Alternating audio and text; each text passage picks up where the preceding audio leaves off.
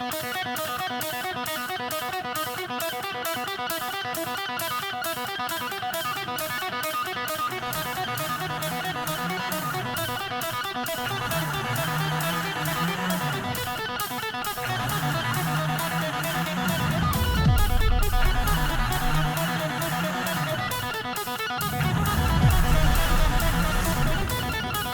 aí, pessoal, nessa aula nós vamos falar sobre o Estado Novo. A principal característica do governo Vargas é o populismo. É quando o governante utiliza de ideias populares e também do seu carisma para receber proteção da população, como, por exemplo, a defesa de melhores salários para a população mais pobre. E no caso de Vargas, quando ele não conseguia cumprir uma promessa, ele jogava a culpa no imperialismo. Vargas era nacionalista, ele defendia que o Brasil deveria se desenvolver com capital nacional. É por isso que ele foi atrás de quem tinha dinheiro no Brasil. No caso, eram os barões de café. Mas nesse momento da história, o café estava super desvalorizado, isso por conta da Primeira Guerra Mundial e da crise de 29. Então os países precisavam se recuperar, precisavam se reconstruir, e não iam se preocupar em comprar produto de luxo, que no caso era o café. Foi para valorizar o café que Vargas criou o Departamento Nacional do Café. Então eram grandes galpões onde ele comprava e estocava esse café. O objetivo era muito simples, era deixar disponível para a compra uma quantidade mais reduzida de café.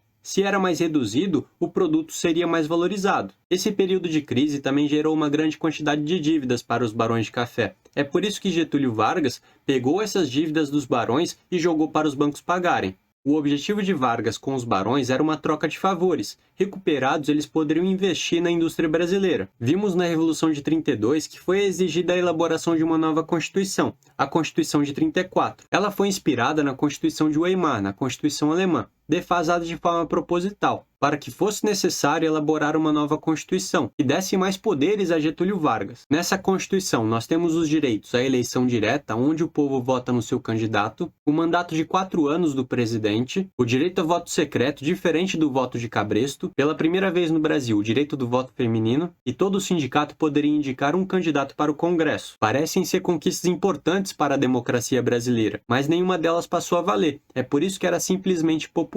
Com a inflação gerada pelo café, Vargas entendia que a única forma de crescimento econômico no Brasil seria pela industrialização.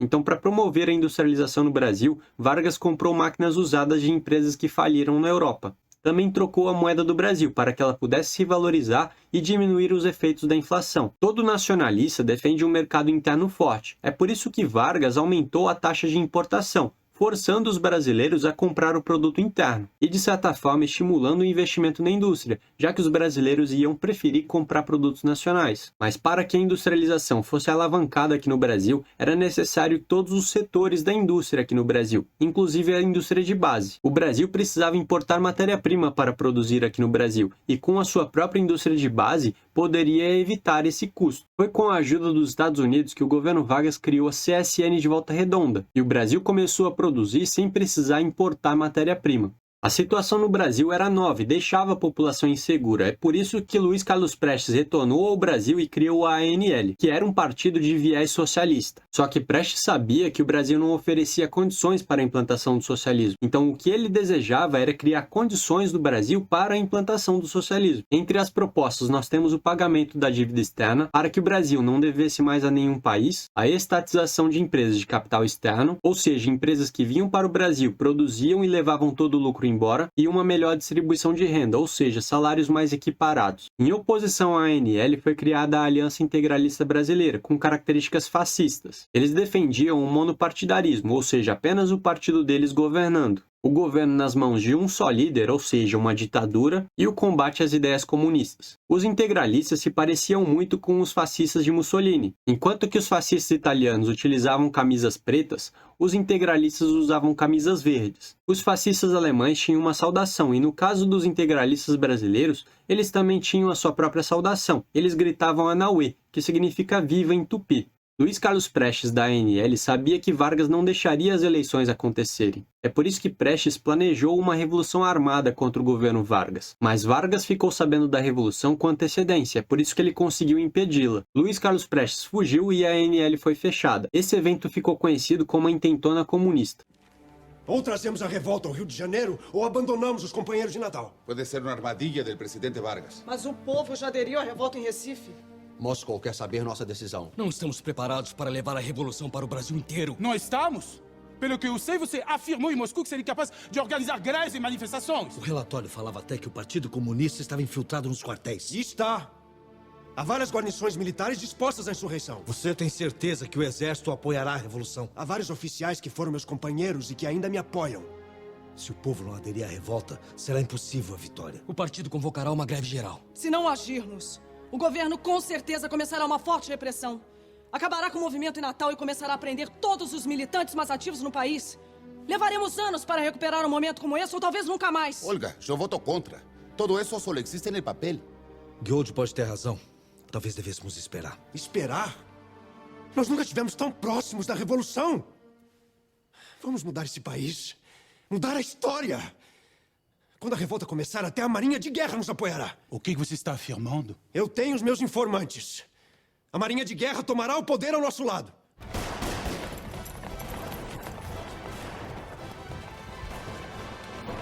Posso lhe assegurar, presidente, as Forças Armadas são fiéis ao governo. O quartel do 3º Regimento na Praia Vermelha será cercado. É um movimento isolado. E a escola de aviação? Seus rebeldes tomarem os aviões? Duvido que dure até o entardecer. Nenhum outro oficial apoiará Prestes. E a população está sob nosso controle.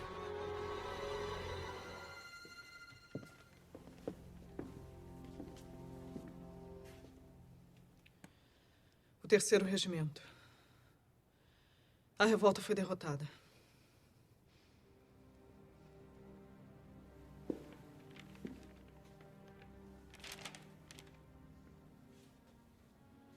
E as outras guarnições? Nenhuma se levantou. Vargas mantém sob controle o exército, a marinha e a aeronáutica. E o povo? A greve geral? A greve imaginada por nós nunca conseguiu paralisar ninguém. Nem uma simples fábrica. Nem uma passeata. Mas e os apoios? As promessas? O exército? Não me interessa que milhares já estejam presos. Quero os líderes. Quero Prestes na cadeia. Ele é esperto, não vai ser fácil pegá-lo. Mais esperto que os serviços secretos estrangeiros. Me solta! Que é isso? Que é isso? Eu sou um cidadão americano! Cala a boca! Eu exijo explicações! Cala a boca! Leve os dois! Eu quero falar com a embaixada americana!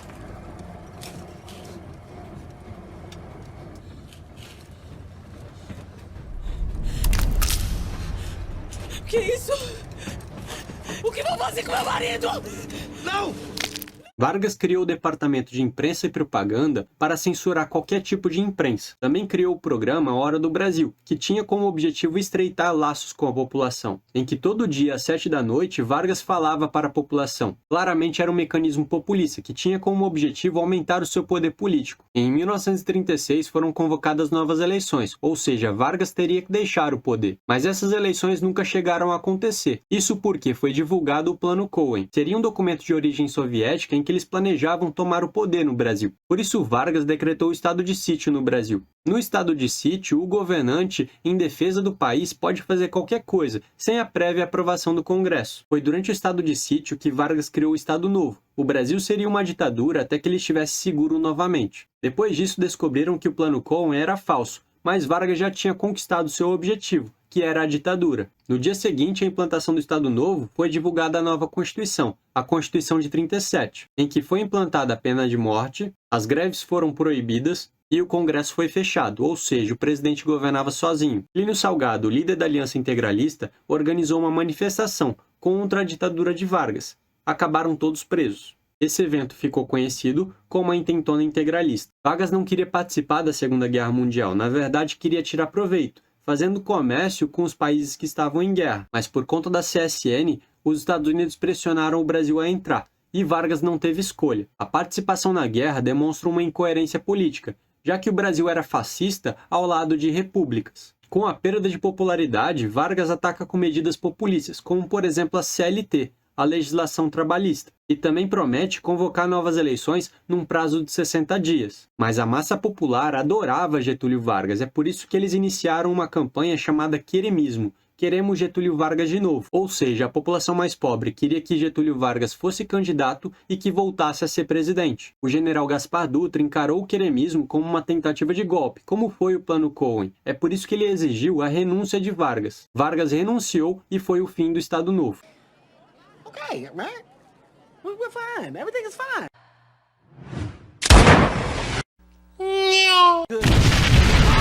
No, I gotta slow the ride on the women's side, but it's a